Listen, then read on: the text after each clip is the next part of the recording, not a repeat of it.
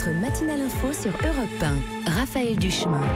Et 8h, c'est l'heure du journal d'Hélène Zélani. Bonjour Hélène. Bonjour Raphaël, bonjour à tous. Un rêve qui devient réalité pour les Bleus. Ils vont disputer la finale de la Coupe du Monde. Victoire 1-0 contre la Belgique hier soir. On y consacrera une large partie de ce journal, Hélène. Et nous revivrons ensemble cette soirée de folie sur la pelouse, mais aussi dans les rues. On retrouvera Simon Rubin à Saint-Pétersbourg pour savoir quel est l'état d'esprit de l'équipe de France aujourd'hui.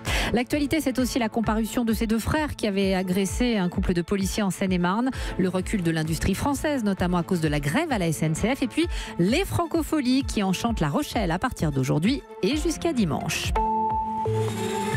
Un peu plus près des étoiles, les Bleus, en tout cas de la deuxième, celle qu'ils rêvent de voir figurer sur leur maillot. Une équipe de France qualifiée pour la finale du mondial après 96 minutes de match qui ont tenu tous les Français en haleine.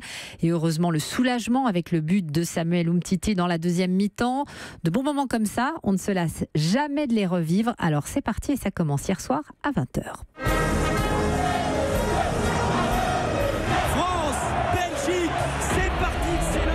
Cette demi-finale de Coupe du Monde et les Français qui ont le ballon avec tout de suite Kylian Mbappé qui élimine le premier joueur. Il accélère, il en passe, il est sur le côté droit. On a pour le moment une équipe belge qui semble mieux maîtriser son sujet que les Français. Le corner à suivre pour les Belges, Nasser Chadli. Nasser Chadli, premier poteau, tête de Giroud, ça revient au poteau, il a dit la frappe de Demois. Oh, l'arrêt de Lloris. L'équipe de France n'est pas totalement dominatrice, c'est le moins que l'on puisse dire. Elle est en difficulté. 0-0, la pression reste absolument totale. On savait que ça allait être match compliqué, serré. Tout reste à faire à l'équipe de France de bien jouer la seconde période et je pense pour moi que la France va gagner. C'est reparti, on ne s'est pas s'ennuyer en première mi-temps, on ne va pas s'ennuyer sans doute en seconde, il y a toujours beaucoup de tension. Et le ballon rentre, le but. Le but Samuel Umtiti, la tête au premier poteau sur ce corner rentrant de Griezmann. Le but pour l'équipe de France. C'est bon ça. 0 face à la Belgique. 20 ans après 98. C'est fini. L'équipe de France. Ouais. Finale de Coupe du Monde. Et la joie qui commence à irradier l'ensemble du pays, à commencer par l'hôtel de ville. Hélène Terzian, j'imagine, on chavire de bonheur. Toute la foule se dirige en ce moment même vers les Champs-Élysées. Certains sont montés sur les arrêts de bus, d'autres sont suspendus au lampadaire en agitant le drapeau tricolore. Je coupe juste une petite seconde car Monsieur Mbappé va être en direct sur Europe 1. Pas les mots, franchement, c'est le rêve de toute une vie. La coupe, elle n'est pas encore là, mais là, on a vraiment toutes les raisons d'y croire et c'est plus un rêve, c'est la réalité. Vive Umtiti, vive la France, vive Deschamps. Il m'entraîne au bout de la nuit. Qui c'est C'est Samuel Umtiti. Voilà, document européen que nous a concocté Jean-Gabriel Bourgeois. Et on va tout de suite rejoindre Simon Rubin à Saint-Pétersbourg. Heureusement, il vous reste encore de la voix, malgré votre euphorie d'hier, lors des commentaires du match avec Cyril de la Morinerie.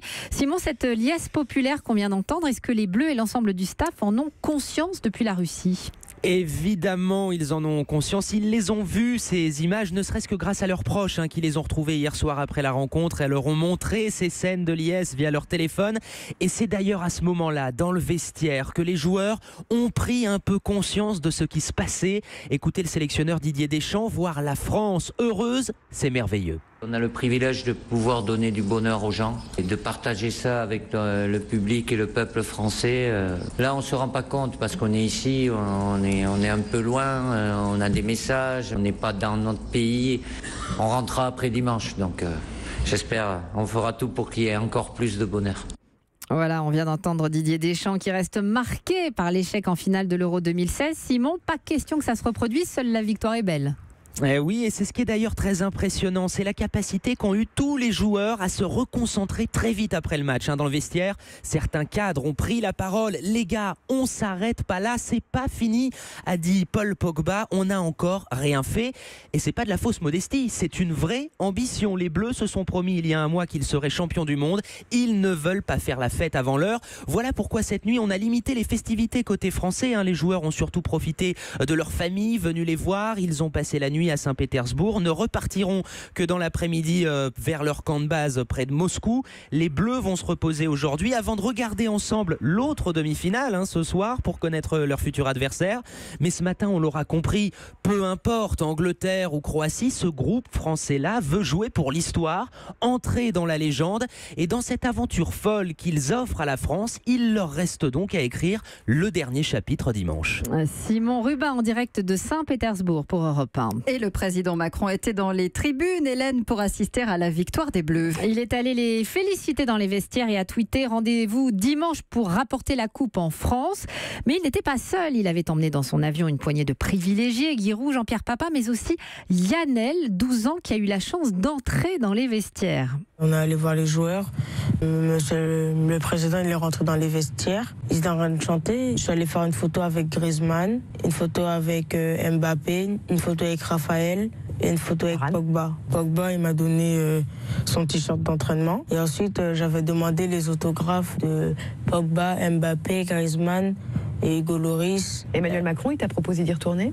Il a dit s'il y a de la place. Voilà, Lionel ce matin sur BFM TV, celui que tous les adolescents envient. Et après l'euphorie côté français, il y a aussi la tristesse et la déception des Belges. Un des Diables Rouges éliminé après un magnifique parcours. Le gardien Thibaut Courtois tacle au passage l'équipe de France. C'était un match frustrant. On a perdu contre une équipe qui joue à rien, qui défend. C'est dommage pour le foot que la Belgique n'ait pas gagné. On méritait mieux, renchérit Eden Hazard. Même déception du côté de ses supporters belges rencontrés à Bruxelles par Pierre Herbulot. Mon principal sentiment, c'est que la France n'a pas accepté le combat. Ils ont joué à 11 derrière. Félicitations pour leur match tactique. J'espère qu'ils vont perdre. Désolé. Contre l'Angleterre, je suis supporter de l'Angleterre là maintenant, en finale. On avait beaucoup d'espoir sur cette équipe. On devra se replier sur la petite finale, bien sûr. On essaye au moins d'atteindre la 3e place. On verra bien si la génération est morte ou si elle continue à persévérer. On verra bien. Voilà pour ces supporters belges au petit moral, et ça contraste avec les sourires qu'ont pu croiser nos reporters un peu partout en France hier soir. Paris, Marseille, Montpellier, Strasbourg, Rennes ou Nice. Là-bas, un mouvement de foule a d'ailleurs fait une trentaine de blessés légers à cause de jets de pétards sur des terrasses bondées. Les agresseurs d'un couple de policiers devant la justice. Affaire qui était remontée très haut. Emmanuel Macron avait dénoncé l'ignominie de cette agression. 2 frères comparaissent aujourd'hui à Meaux pour avoir frappé ce couple de policiers en dehors de leur service. C'était il y a une semaine à Otis en Seine-et-Marne. La fonctionnaire avait contrôlé l'un d'eux quelques semaines plus tôt. Maître Louise Thor est l'avocate des 2 frères. Elle estime que l'affaire a été montée en épingle. Ces 2 petits jeunes qui sont insérés, qui travaillent. Pour l'un qui a des antécédents mais dont il est totalement revenu, et ce ne sont pas du tout de jeunes qui sont dans une logique de guéguerre avec la police. Je ne suis pas du tout certaine que le début de cette altercation se soit déroulé à l'initiative de mes clients avec les invectives que nous avons entendues à droite à gauche.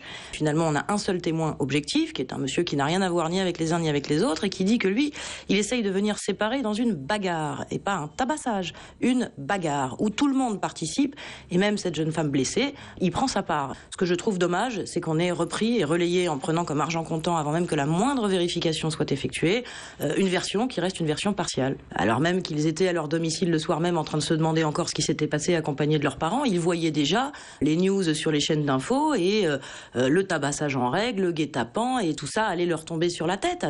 Quand on entend que le président de la République demande votre tête, je crois que ça fait peur, oui. Maître Louise Thor au micro européen de Pierre de Cossette. Les 8 principales organisations patronales et syndicales se retrouvent en ce moment même, un front uni pour tenter de se mettre d'accord sur les priorités avant la rencontre prévue avec Emmanuel Macron à l'Elysée le 17 juillet prochain. L'embellie de 2017, c'est fini pour l'industrie française. En mai, la production industrielle a reculé de 0,6%. Un retournement de tendance, Daniel Fortin, qui reflète celui de la conjoncture économique globale, elle aussi en recul. Oui, et avec une conséquence très concrète, c'est que l'industrie devrait à nouveau détruire des emplois cette année, 6 000 au total selon les prévisions de l'INSEE. C'est une mauvaise nouvelle, sachant que l'an dernier, elle en avait recréé pour la première fois depuis 1999. Il est vrai qu'à l'époque, on était en pleine reprise. La production industrielle avait progressé de 2,5%. Or, depuis janvier, elle recule à nouveau. Le pic d'activité qu'on avait connu à la fin de l'an dernier semble bel et bien passé. Et comment expliquer cette rechute ? Alors plusieurs raisons. La première, ce sont les grèves de printemps, notamment celle de la SNCF. Il faut aussi mentionner les difficultés de recrutement malgré le chômage. Les industriels ont du mal à trouver les compétences qu'ils recherchent. Et puis il y a eu les différentes hausses de prix ou de taxes, que ce soit le tabac, le carburant ou la CSG. Tout cela a pesé sur le pouvoir d'achat des Français. Du coup, ils ont moins consommé, ce qui ralentit l'activité. Pour autant, ce décrochage n'est pas encore alarmant. Le climat des affaires reste à un niveau élevé en France, ce qui traduit la confiance des chefs d'entreprise. Par ailleurs, le déficit du commerce extérieur se réduit. Donc si l'économie ralentit, on est très loin d'un retournement. Daniel Fortin, rédacteur en chef des Échos. Donald Trump est arrivé hier soir à Bruxelles pour participer au sommet de l'OTAN, coup d'envoi d'une tournée européenne d'une semaine. Avant même son atterrissage, le président américain avait ouvert les hostilités sur Twitter en critiquant les nombreux pays de l'Alliance qui ne tiennent pas leurs engagements en matière de dépenses militaires. Le président du Conseil européen, Donald Tusk, n'a pas tardé à lui répondre. Chère Amérique, considérez mieux vos alliés. Après tout, vous n'en avez pas tant que ça. Cher président Trump, l'Amérique n'a pas et n'aura pas de meilleur allié que l'Europe. Aujourd'hui, les Européens dépensent beaucoup plus dans la défense que la Russie, et autant que la Chine. Donald Tusk, président du Conseil européen. 8h12, musique sur Europe 1. En avant pour les Francos, c'est à La Rochelle. Oui, c'est le coup d'envoi des Francofolies, 34e édition. Jusqu'à dimanche, au moins 150 000 festivaliers sont attendus, Benjamin Lévesque, et ils auront droit à une très belle programmation. Il y a d'abord les artistes émergents, la nouvelle idole des jeunes, Eddie De Pretto, ou encore la révélation de l'année, Juliette Armanet. Mais aussi les plus grands noms de la chanson française, Calogero, attendu avec son dernier titre, Voler de nuit. On attend aussi Julien Clerc et puis Véronique Sanson qui va ouvrir le festival ce soir. La star chantera sur scène avec son fils et son ex-mari Stephen Stills. Je lui ai demandé, dis-donc, tu ne voudrais pas venir chanter avec moi et avec ton fils? Et il m'a dit, oh là là, ce serait bien. Je ne connais pas La Rochelle, mais j'ai tellement vu de photos et de films sur ce festival. C'est une rareté. Enfin, Nolwenn Leroy, la chanteuse bretonne, foulera le port de La Rochelle pour la 3e fois cette année. Benjamin Lévesque. Et pour la soirée de clôture de ces Francofolies, dimanche, Juliette Armanet, Jane Birkin, Brigitte et MC Solar seront sur scène. Pas de panique pour les fans de foot, le match sera retransmis sur écran géant avant les concerts. Europe 1.